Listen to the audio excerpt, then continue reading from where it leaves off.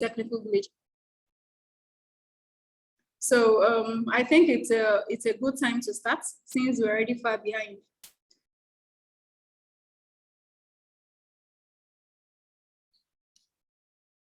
So you're all welcome to this webinar. The title, Future of Energy in Africa. That's going to be talking about the challenges and the prospects. And to speak with us for this webinar is no other person than our guest, Mr. Chibeze Ezekiel. We're so honored to have you.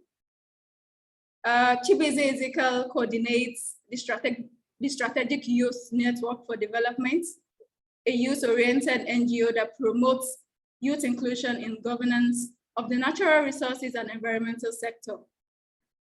He's a member of the board of 350.org and the international expert of the environment of peace. He chairs the youth in natural resources and environmental governance. And he is the 2020 Goldman Environmental Prize recipient for Africa.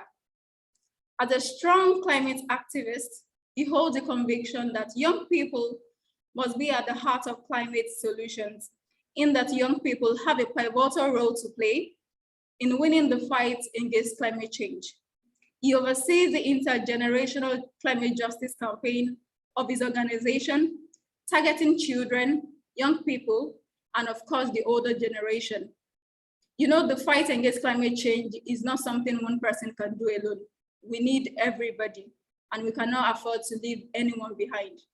So join me this afternoon to welcome Mr. Chibeze Ezekiel. You're welcome, Chibeze. He'll be giving us a brief about his environmental works. And his impact in the humanitarian space. So you're welcome on board, Mr. Chibeze Ezekiel. Thank you very much, Rashida. I appreciate this opportunity. I always find it a joy to share what I do in the climate space. And normally for these webinars, I don't also take it for granted, the participants who join such meetings, because I'm also happy to hear other people's experiences and knowledge in this collective agenda. So I wouldn't want to talk much because you've actually given the background information on what I do. So like rightly said, I work with the Strategic Youth Network for Development based in Accra, Ghana. Basically what we do is that we promote youth inclusion in the governance of our natural resources and environmental sector. We work in 4 thematic areas, which are climate change, biodiversity, forestry, and then energy. When it comes to climate change specifically, we have a number of interventions that we work on. So I'll just raffle through them to give you some fair idea on what we are involved in. So when it comes to climate change, for example, we are the intergenerational climate justice involving children, young people, and their parents. We are currently developing a youth strategy for climate action in Ghana. So the document or the framework basically is to influence policymakers and decision makers on how youth ought to be engaged when it comes to climate action in Ghana. We are also working closely with the Environmental Protection Agency to develop a reporting template for ACE. ACE is part of the UNFCCC, whether that is the Action for Climate Empowerment. And as part of the outcome from Glasgow last year, parties are supposed to report on how they are implementing, the ACE program. So we have had a chance to engage our EPA to come up with a reporting template that we can share with the UNFCCC on how young people in Ghana are also contributing to the ACE programming. So basically, those are some of the things we are doing. Of course, when it comes to NAP, when it comes to climate finance, when it comes to the NDCs, we are heavily involved in those areas. So just to touch a bit more on what you do when it comes to climate change. But when it comes to energy, since we are talking about energy, we are focusing on the just transition in the area of oil and gas specifically. We are also working around clean cooking. We are also working around energy efficiency. And then we've also have a new program known as the Youth Young Green Entrepreneurs. So basically, we are bringing together young people who are into various forms of green businesses, like converting waste to energy fuel, waste management, and all that. So we are trying to create a platform where they can also use that opportunity to attract more partners, more funders to upscale, set businesses of young people. So it's not only an issue of employment, but they're also providing climate solutions and at the same time helping to deal with deforestation. So those are some of the interventions we are working on when it comes to climate change and energy at SYND. Thank you very much. Thank you so much, Iweze. That's a whole lot you're doing, and I think it's really awesome. So let's go straight to the questions for today. We've been hearing about energy transition here and there, and of course, there's been so much talk about it. So now we want people to really understand what energy transition is all about. Well, it is generally believed that the most existential problems in Africa is climate change. And of course, energy transition happens to be one of the most ambitious goals today, and to help engage the threat of climate change, and of course, promote climate adaptation. So we want you to take us through what energy transition is all about, and what does this ambitious goal mean for Africa and its people? Okay, thanks for this question, Rashida. So when we say energy transition, so let me pick the key word from that phrase. It's about transition. So when we say transition, there are different definitions or explanations for transition. But transition simply means a process or a period of changing from one state or one condition to another. So that's the whole definition for transition. It's either a process or a period of changing from one state or one condition onto another. So that's transition. So when it comes to energy transition, that it also means that it's a process or the period of changing from one energy condition or one energy state onto the other. So in our case, we are talking about changing from fossil fuel or dirty energy to cleaner forms of energy. So that is just the layman's definition for energy transition. So in terms of what that means for Africa, what it means is that for us as a continent, Africa is now in the process of trying to industrialize. So that's why we are being called a developing economy.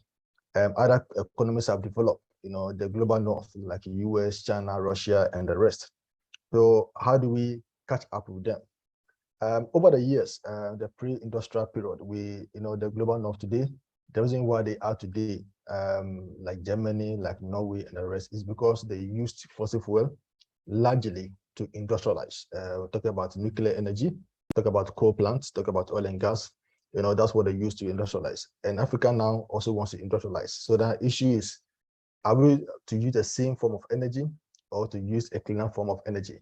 But since there's this conversation ongoing around just transition or energy transition, I think this affords Africa the opportunity to take advantage of the energy transition to also industrialize, but this time not using the dirty fuel or fossil fuel, but using cleaner forms of energy to also industrialize and meet our energy needs as a continent.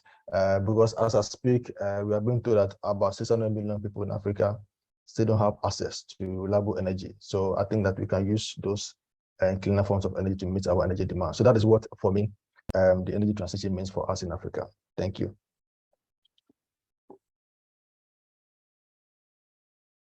Thank you so much for that. Okay, the transition to renewable energy is well underway globally, but it faces a range of challenges in its implementation. Our energy transition in Africa is not as fast as it is in the continent in other parts of the world. What do you think is responsible for the slow pace, despite having the highest global solar energy potential? And what other probable challenges are we looking at now and of course in the nearest future, looking at the peculiar context of Africa? How Africa is moving from one source of energy to the other, and there's been so many challenges that many people are already foreseeing. So can you please elaborate on this? Yes. So when it comes to the challenges, Africa has always found itself in a big challenge. And even when it comes to the at the negotiation table, we are always, left to, struggle with the crumbs that falls from the table. So anytime I look at the African continent and even what we can do as a continent, how do we manage our challenges? But in this case, when it comes to energy, I had a chance to look at the Africa Agenda 2063 because that spells out the development pathway for Africa by the year 2063. So in that document, you will see AU highlighting some of the challenges that confronts the African continent as far as energy is concerned. One of the acknowledgements in the document states that 30% of the population in Africa still don't have access to electricity as compared to 70 to 90% in other parts of the world. The other challenge that the document also recognizes is that there's a need to increase private sector financing and sector cash flow by some 7 to 10 times more than what is currently being done. So it's about financing. And this time they're looking at the private sector financing, not only, if you like, the grants or if you like the local or national resource mobilization, as we call taxes, in the local balance. So beyond that, we need a private sector investment. This time we need 7 to 10 times more to achieve our energy demands. And the other challenges that have also been identified has to do with the inadequate commitment by our leaders to also demonstrate their willingness to transit using clean energy. There's also this issue of absence of effective policy and regulatory frameworks and the unattractive markets for investment due to the size of Africa or the size of countries that live in Africa. So these are some of the difficulties or the challenges that confront us as a continent, as identified by the Africa Agenda 2063. So these are some of the key difficulties when it comes to energy. So it's about finance, about the rights, regulations, and policies. It's also about the what do you call it, the commitment or the political will of our leaders to really transit. So those are some of the challenges that we are currently faced with in Africa.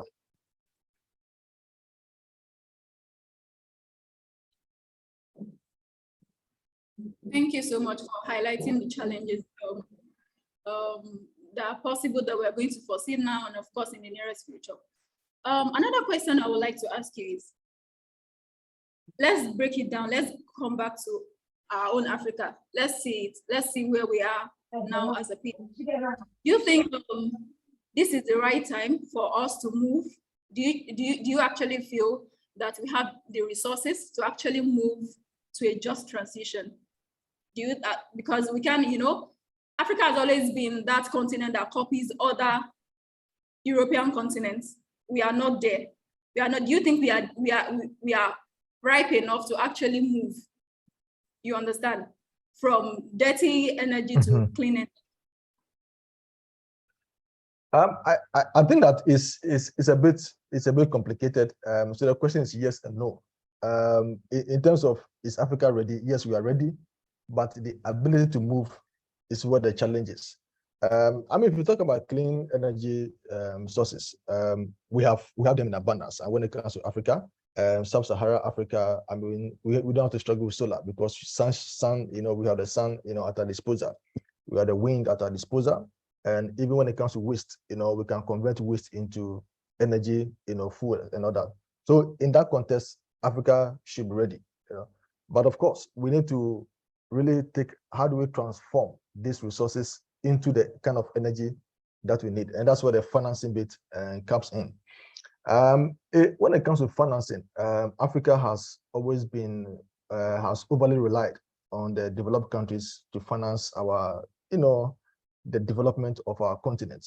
Even the AU at the AU level, we still depend on global North for support, which I think is quite unfortunate. And especially when most of the world's resources, can be found in Africa. So it's a bit challenging, and that's where the political will, comes in here. So in that context, yes, we have the resources, but whether we are willing to transform or we are willing to change needs some strong political will. Even though Africa as a bloc, that's a huge challenge, but if you look at it in terms of country basis, we have seen some countries that are showing the way, like Rwanda, they are demonstrating their willingness. I hear Morocco, for example, is expanding its solar energy and all that. So you have individual countries trying to lead the process or lead the way when it comes to renewable energy development. But if you look at it in terms of the continent, as a collective force, I would say that it has not been very encouraging. So yes, we are ready, but in terms of the commitment, that's where the challenge is. In terms of the financing, that's where the challenge is.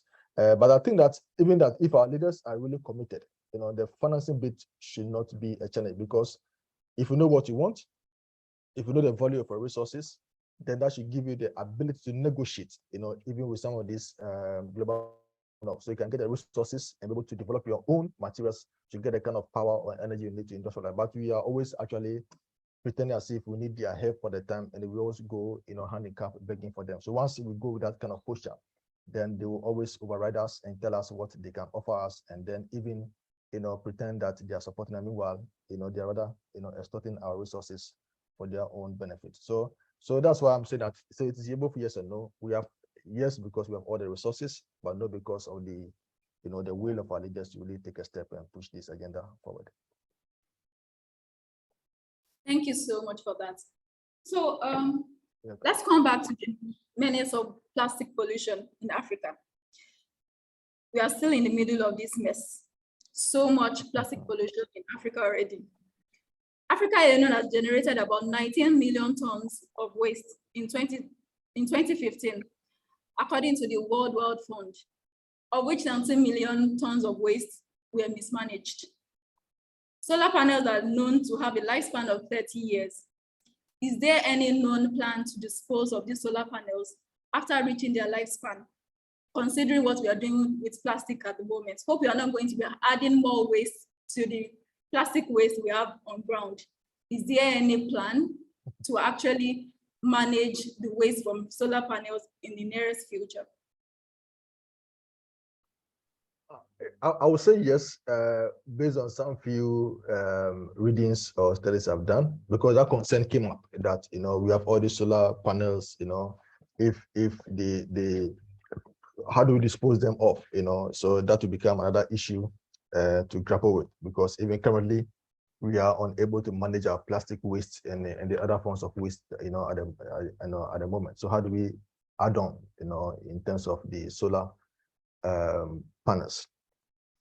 I heard this organization called Unreal. I mean, they've done some study, which I found quite interesting. In their study, they mentioned that it costs about 15 to 45 US dollars to recycle a silicon PV model in the US, but only $1 to $5 to dump it in a landfill. So if you are talking about recycling, it costs more. You're talking about 15 to 45 US dollars, but if just to dump it, away, it's costing about $1 to $5. So ideally, the rational person will want to, dump it at the cost of $5, as against trying to recycle it at the cost of 15 to $45 here. So now the cost element becomes a challenge, because even though we believe that recycling is a solution, to tackling waste, cost also plays a key role. If you recycle a product and the product or the outcome of the recycling process becomes more expensive and there's no market to buy, then that means that you are going to actually lock your investments or your capital in such enterprise. So as a result of that, I understand that researchers, for example, are racing to develop chemical technologies that can help dismantle solar cells, and strip away the valuable metals within. And others are also reprocessing the cell's silicon wafers, so they can be turned into fresh batches of solar grade silicon. So that has been recognized, and of course those are all scientific, and general work. But the fact that there are researchers working around it, or effort being done to tackle the waste, I'm sure that by the next 20 years or 30 years, we would have found a solution in terms of how to manage, the waste from solar panels. So at least some efforts have been made. So hopefully, we should be able to deal with the waste by the time it becomes quite, a very big, or when solar is being used at a large scale. I'm sure by that time we'll get a solution to the waste issue. Thank you. So I think it's a solution of when we get to that bridge, we'll cross it. Yes. Yeah. So, but that's also thankfully, some efforts have been made. So we are hoping the researchers or the engineers can come up with something that will help us to resolve that. And the other things that usually we must also look at the value chain, so recycling can also be a whole industry on its own, creating employment for other people. And then even the products to be recycled or the outcome of the recycling process can also be products that can also benefit, other markets. So I think there should be some large, value chain that will benefit, us at the long run. So I'm hopeful that we'll not get to that point where we'll be struggling to dispose of the solar panels. Okay.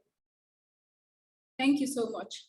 So, as it is often said, Africa has contributed the least to global warming, and having the lowest emissions, it still faces collateral damage in many aspects. Ensuring a low carbon future is key to mitigation and adaptation, and energy transition is central to making this work. So now let's look at the positives of energy transition. What are the prospective gains the continent is likely to enjoy from this transition? Can you take us through that, please? Well, I mean, when it comes to the gains, there's a huge opportunity in here. So even before I touch on a continent, let me even start with our case in Ghana. In 2019, in May, I think February, May, one of the months, the government of Ghana came out with the Renewable Energy Master Plan. And if you look at the master plan, it's a comprehensive document that talks about how the country wants to shift from, transit, to cleaner forms of energy. And there are a number of objectives in the document, but one of the things I found interesting or that caught my attention was the fact that by the year 2030, government or the state is hoping to create about 220,000 jobs along the value chain. By the first cycle, there are 3 cycles. By the end of the first cycle, they're looking at 40,000, and by the end of the third cycle, they're looking at 220,000 jobs. So we're talking about, benefits, economic benefits for the country as far as renewable energy is concerned. So when we translate this into the African continent, when it comes to Africa today, one of the biggest challenges has to do with, unemployment among the youth. And for me, given the fact that I work around young people, that is where my emphasis are. If they are the future leaders, if we have to sustain our development agenda, then the youth must play a critical role. And the only way for them to take up a responsibility in the next 10, 20, or 40 years is to give them that kind of employment opportunity where they can also showcase their skills and abilities and to show their leadership skills by the time they take up that responsibility. So yes, that energy transition will promise, some jobs for young people. Number 2, it will help us to, of course, reduce, even though 3% is small, at least it will help us as a country to show that at least, even though we are not emitting that much, at least we are also making an effort, to cut down on the level of emissions as the whole world is seeking to do. And then thirdly, also, we are also likely to provide innovative ideas. It will create innovative ideas, that it will boost, the green economy that we are hoping to achieve in Africa. And then last but not least, of course, we need a healthy environment, so clean environment or the clean energy or energy transition will contribute to having that kind of clean environment. We need clean air, to be able to breathe very well without breathing and having issues with your lungs or having cancer. So it is very, very critical, having water, to use, and all that. So those are some of the benefits that we stand to gain, as Africans, because like we said, even though we're not the cause of some of this global mess, we stand the brunt, we are hardly or severely affected, by the impact of the climate change. So once we also take the step, hopefully the global north must also commit or take the step that they've pledged to take, then collectively we can benefit from all this. But in Africa, I believe that these are some of the benefits that we know to us when we also demonstrate our willingness to embark on the energy transition pathway.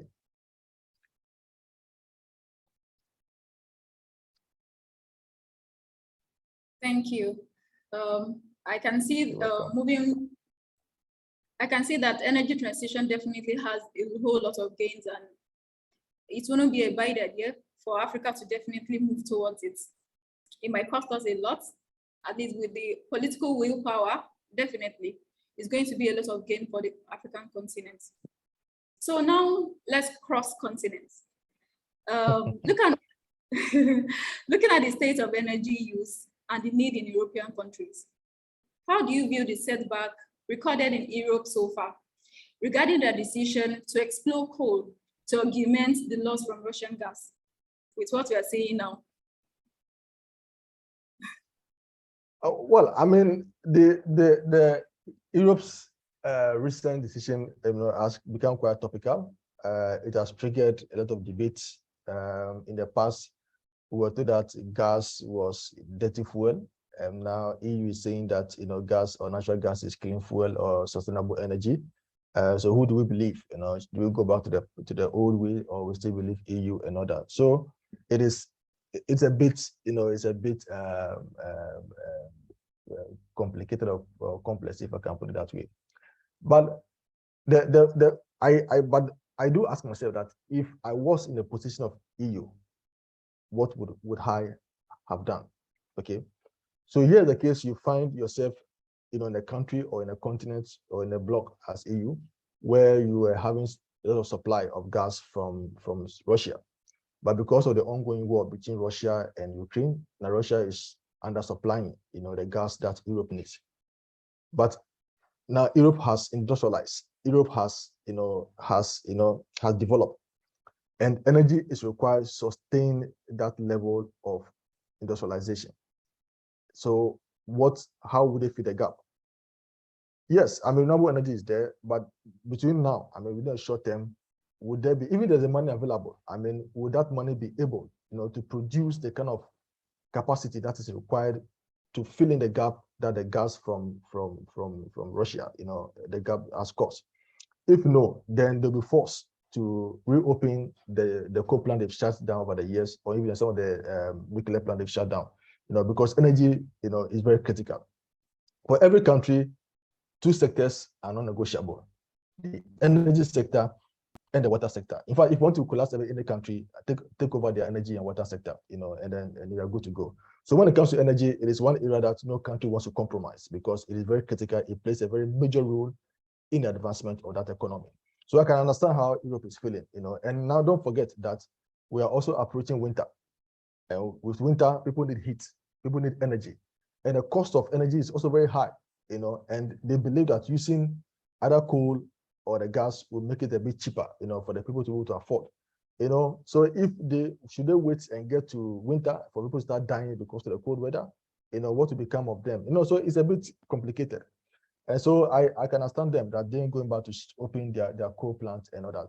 But the other caveat could be that once they are in the process of reopening their coal plants or their nuclear plants, can they also make a conscious effort or provision to invest more into renewable energy, with the assumption that they can use the coal plant, they can reopen the coal plant for maybe the next 3 or 5 years, hoping that after that 5 years they would have produced enough capacity from renewable energy, then they can now depend largely on renewable energy and then go back to shut down on the coal plant, because now the energy is required. Energy is required, and that was one of the arguments that we were even having in Ghana with some of the stakeholders, because in Ghana we are depending on natural gas. Natural gas powers over 90% of our thermal plants. If we say no to natural gas, what are we going to use to power our thermal plants? Are we prepared to lose people from unemployment, from their jobs? Are we happy? Are we going to be happy if industries start collapsing? So there are a lot of difficulties with some of these decisions, and it's unfortunate. But like they say, there's sometimes there's necessary evil. We didn't hope that to happen, but if Russia is not giving them the gas, then they appear not to have any choice than to reopen their coal plant or nuclear plant to at least maintain the energy they need for the survival of their country or the bloc. If I say bloc, I'm talking about the European bloc. Yeah, thank you. Thank you. Thank you so much on that. I think I support your take on it. I shouldn't be the one talking. Do we have any of our participants that wants to ask a question? I can see somebody's hand up. Do you want to ask a question, or do you have any inputs? Please, you can unmute and speak. Okay, yeah. Thank you for the opportunity. I just want to, is a follow-up question to the to this question that he has just answered. You know, a lot of sentiment were raised, you know, for example, by India and China, and by extension some African countries like South Africa, you know, saying that, you know, the mess that we are right now, you know, was caused by the industrialization of the Europe, you know, and America. So, and, you know, we can't take away, you know, economic prosperity from industrialization. You know, for a country to, you know, to have economic prosperity, it must have to industrialize. And we all know that, you know, the cheapest and easy way for industrialization is using what they call it the dirty, you know, source of energy. So, you know, those sentiment was raised by China and India, for example, and saying that since all those mess are being caused by the Western countries, so it is our time now also to also use, you know, the dirty energy also to get industrialized now. Since now Europe now is using the excuse of the Russia and Ukrainian crisis, you know, to go back to the dirty energy, is that not going to be an excuse for us, especially in Africa now, to say, well, now we also have, you know, an excuse also, you know, not to go on with our commitment, I mean, toward reducing our emissions, since we're also lagging behind in industrialization. So wouldn't that be an excuse for us also to say, okay, well, since Germany and other European countries says, okay, they're going to explore, you know, the coal, you know, a Nigerian president can also say, well, we can also explore coal in Enugu and another part of the country, since it's all going to help our also, I mean, our economic prosperity. How do you see that, you know, complicity? All right, Chibeze, would you like to react to that? Yes, I would love to. Yes, so that's a very wonderful question. There's a saying that monkeys play by sizes, but chimpanzees play by width.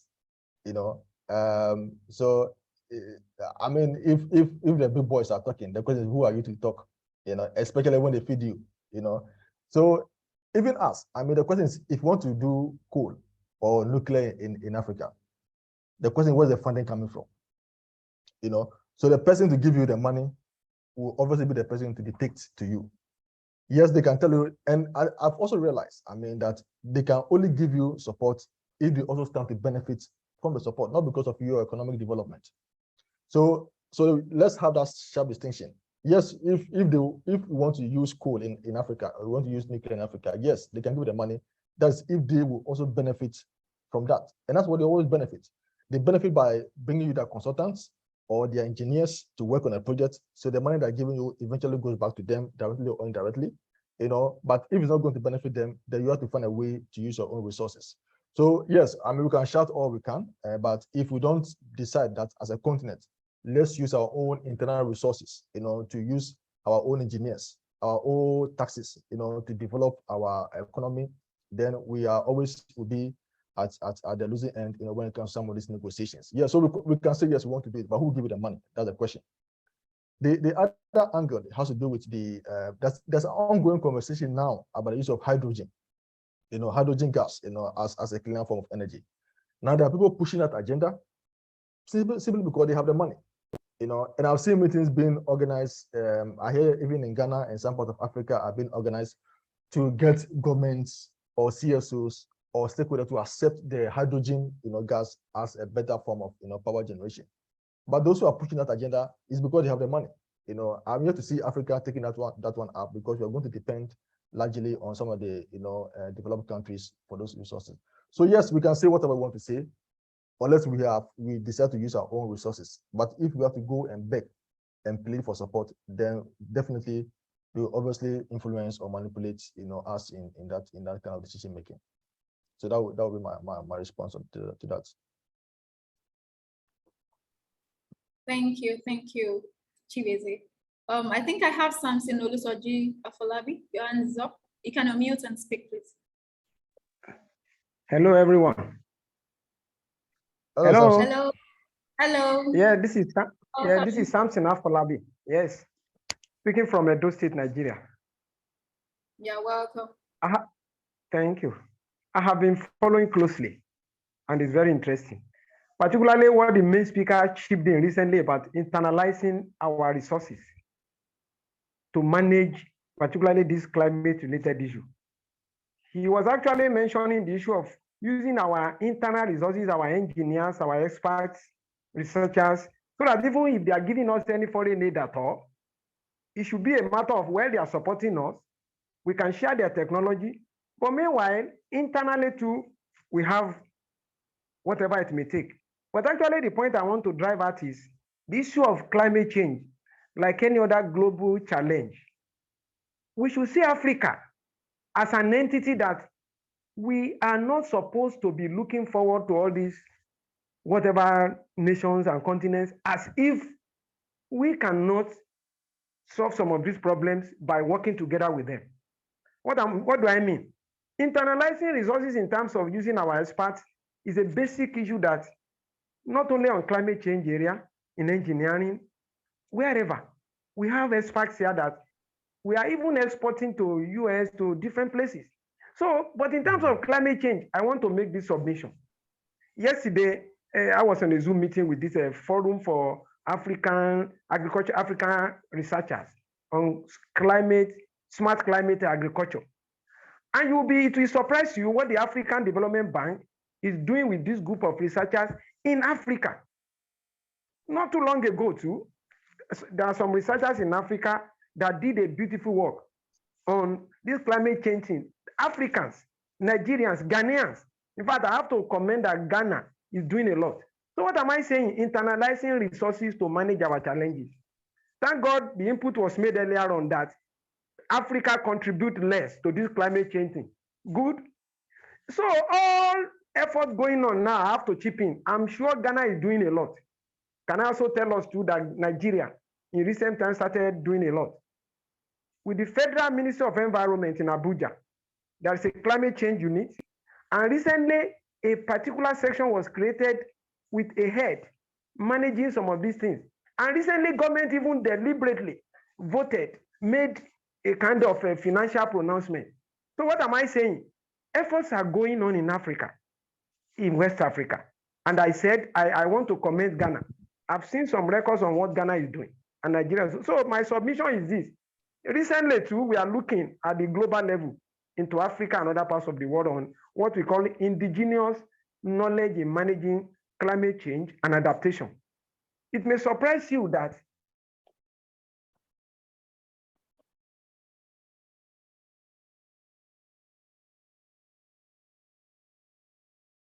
Hello, something.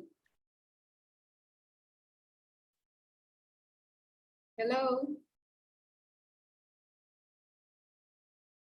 Since we lost something. I think we lost him. I think he was really making great submissions over there. And I was really picking one or two things. I agree. Okay. So he's still online. Maybe he'll still get back to us. Okay, before then, I think we can have Yisa Abraham. Please, you can unmute and speak. All right, can you hear me? Yes, Hello? please, loud and clear.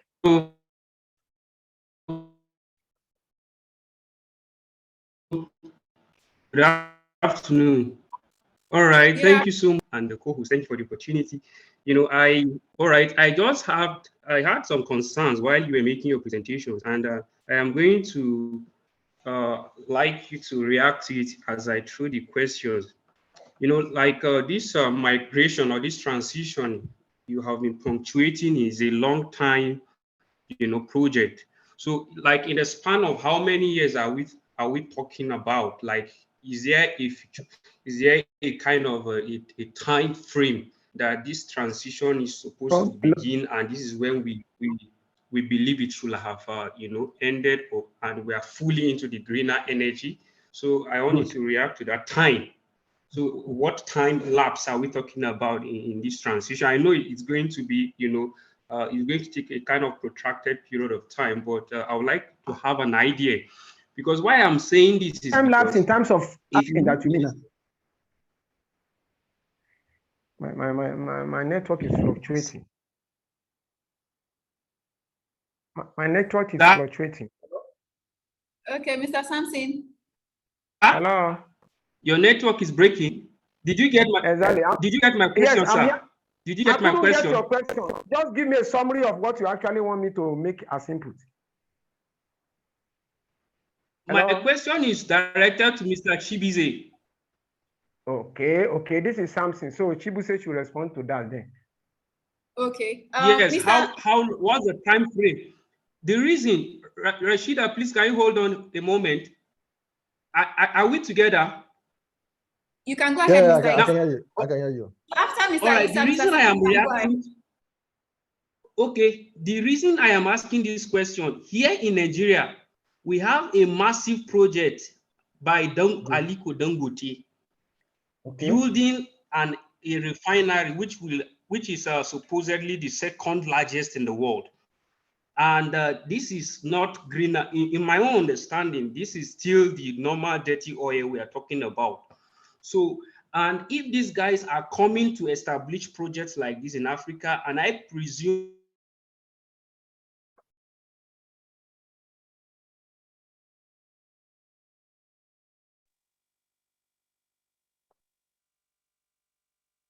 Hello, Mr. Isa. I think we have lost him too. That must be the network. Yes, might be the network. Wow. But Chibeze, did you get what he was saying? Yes. I got his question. So I think his first question has to do with the time period for this Yes. energy transition. Okay, so what I can say to that is, in principle, I mean, parties do agree that we have to push energy transition. But in terms of the time frame, I'm not aware that there's been an agreed time frame as to when we really want to transit, as far as energy is concerned. Because that's what I'm saying, transition is a process or a period, from one state to the other. We cannot all be at the same point at any given time, depending on there are different variables that could, lead to that. For example, recently Nigeria launched the Nigerian Energy Transition Plan. If you look at the plan, I think it's spanned from now to the year 2060, if I'm not mistaken.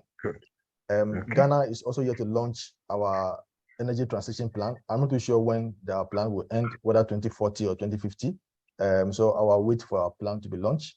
Other countries may also come up with their own energy transition plans. So if we look at, if countries have different timelines, then that means that we cannot all have a common time frame and say, okay, at this point in our lifetime or at this point in a year, this is where we all want to transit, as a continent, as Africa. But I'm confident that as we go along, like the yearly negotiations at COP meetings, in terms of what negotiations, somebody may flag that idea, and then now countries may fix a date or a timeline, and ideally that all parties should adhere to that. At least we had that from the UN system, from the year 2000 to 2015, where that was the Millennium Development Goals, that this is a 15-year period. That within these 15 years, this is where we want to be, as in terms of the global development. And then at 2015, there was another round of consultation which led to the development of the 17 Sustainable Development Goals. That by the year 2030, this is where we are all hoping to find ourselves. So I believe that we can have the SE for all, maybe leading such a process that within a set period, they want to talk about energy transition. Then that is where we all hope to be. But for me, as an activist, usually I don't want to over rely on the policymakers or the decision-makers. But I believe that in our own small way, we can also start transiting, as our efforts, even for our own benefit, if for nothing at all. And one of the things we are doing is about helping rural women to stop using the old, equipment for cooking, to cleaner forms of cooking. It helps them to save money, from this inhaling smoke and all that, so that's a form of transition. It is small, it may be minimal, but it also contributes to the whole process of energy transition. So that is what I can say regarding having a common time frame from when we can all say that this is the time that we all need to transit, as far as energy transition is concerned. Thank you. Thank you so much for that reaction. Mr. Sampson, do you still want to go ahead?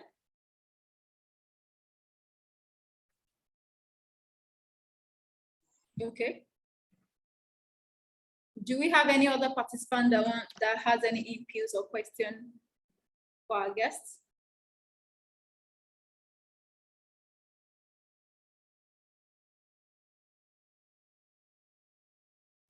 Hello. Hello. Yeah, I've just joined, so I just wanted to hear more on our deliberations so that I should maybe come in with my contribution. But this is a very welcome idea, and we need to move on. As activists, we need to come out from our cocoon because we are hiding too much, but we can help our countries to move forward from the climate crisis to find solutions that can make us now become developing countries, because we cannot remain the same. Most of us young people, we have gone to school, but we are even failing to implement whatever we have acquired from our education. So we need to come out stronger and make sure that our leaders, I think, should be able to follow and see what we are foresee for our future. Thank you very much. Thank you so much, Edward. I think you've made a very great submission there. We need everybody on board. One person can't do it alone. Everybody has to be involved, whether young, whether old, no matter your generation, we need everybody on board because the world is ours, the earth is ours. We have no other place to go to. And of course, we need to make it better for the other generation coming in. Thank you so much for that. Do we have any other participants that wants to speak?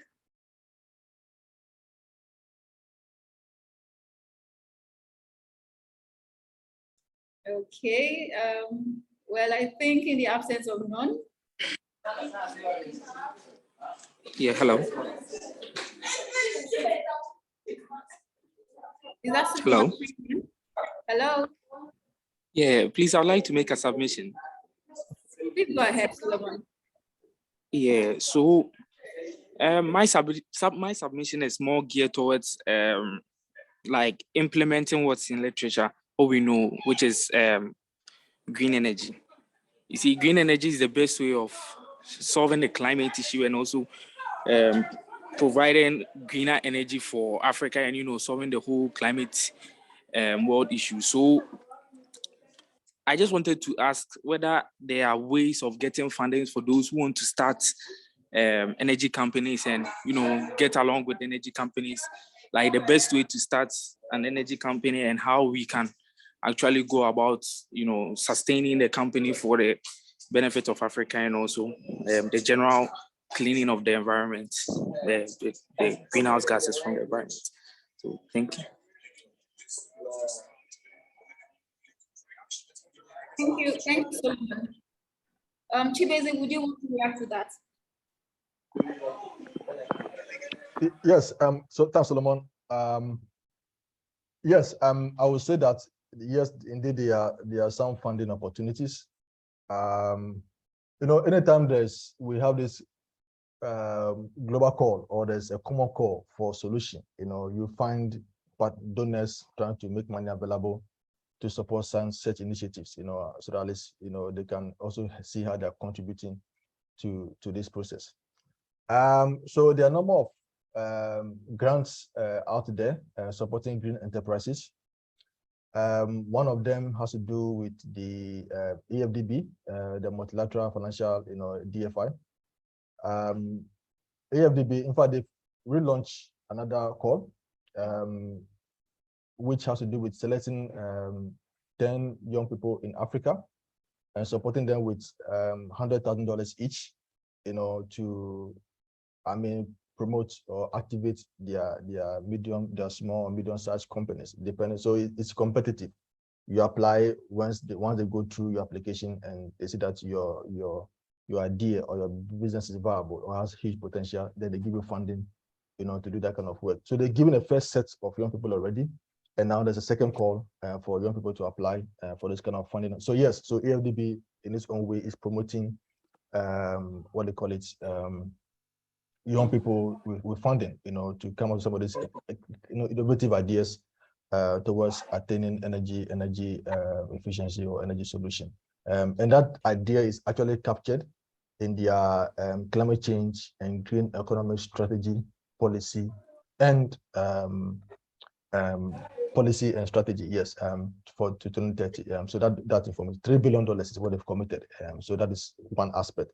And there are some banks that you can also, in Ghana, for example, we have EFDB giving EcoBank, the last time we met with them, they mentioned that they've given EcoBank $250 million to support small and medium scale enterprises, that are in the green, good, that go into green. So some of these, what they call it, processes are available. But of course, if you are a green enterprise, when it comes to business, there are some requirements, to be able to access funding. Whether one, you have the right structures in place, the right, processes or mechanisms to give confidence in whoever is giving you money, that when you give the money, you'll be able to, run the business and achieve your intended objective. That is one reason that has led to what we are doing in Ghana. My organization, with the help of my colleagues, we have actually formed a program, or created a program known as the Young Green Entrepreneurs, which is made up of young people who want to green businesses. So the whole idea is to bring them together. So it's a cohort. And so we have engaged the, some donor agencies, the government agencies, to give them some form of visibility, as a way to also attract partners, attract funders to help them upscale their business. So we are committed to that green enterprise, and we are doing our bit in our own small way to push young people into green businesses or green enterprises in Ghana. So yes, those funding opportunities do exist, but you have to fund, fish them out, as you say. Thank you. Okay, thank you. Welcome. All right. Thank you so much, Ibeze. So I think it's time to conclude. So in conclusion, you have maybe just 2-3 minutes.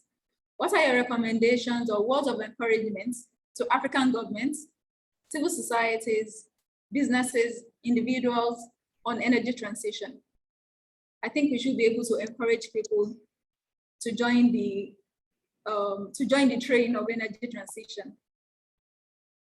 Yes, I mean, everybody has a role to play when it comes to energy transition, no matter small, what do you call it, if input you can make is equally important. And usually I try to simplify this even to the various level, where I do say that when it comes to energy transition or the fight against climate change, don't see it as a group of people trying to save the world, or trying to do their own stuff, but see it as a benefit to you as a person or as an individual.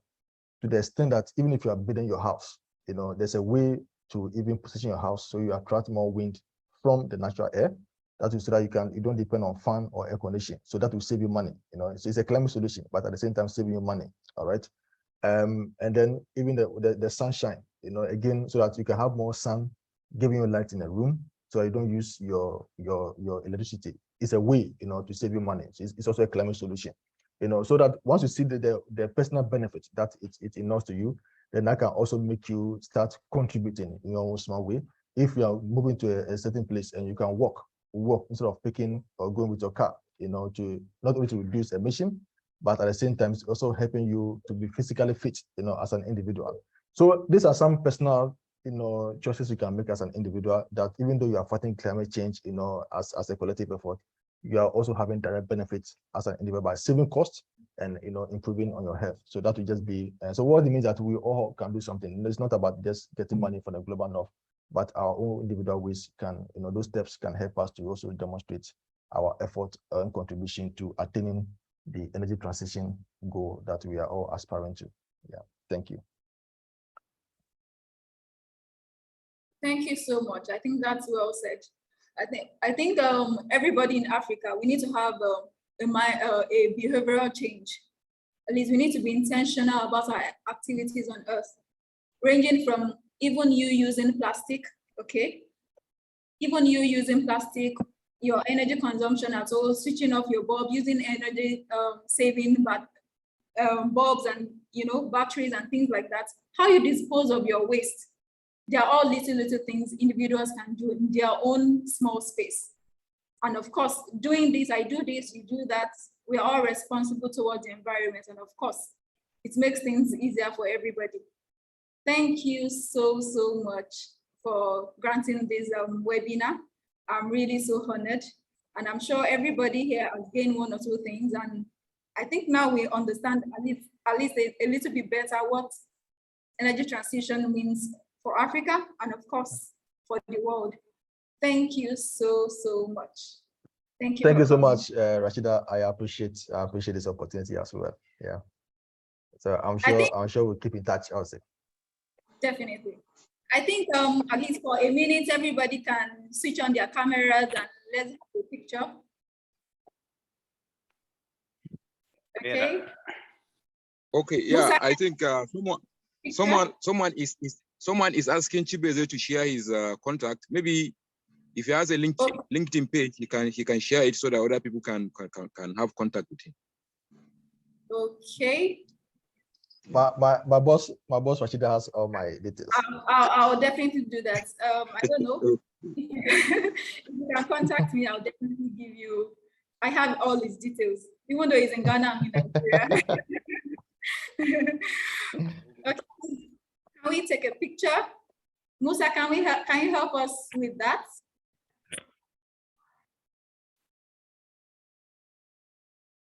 I'm using a mobile phone. I don't know how I can do that with a mobile phone here. All right. Let me see. Okay, though you can still try that. I will try it from my end as well. At least let's have a picture. All right. Let's smile for Mother Earth.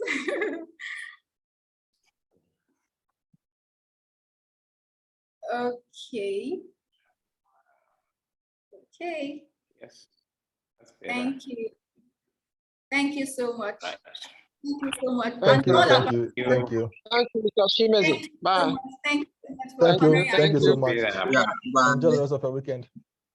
Yeah. Bye.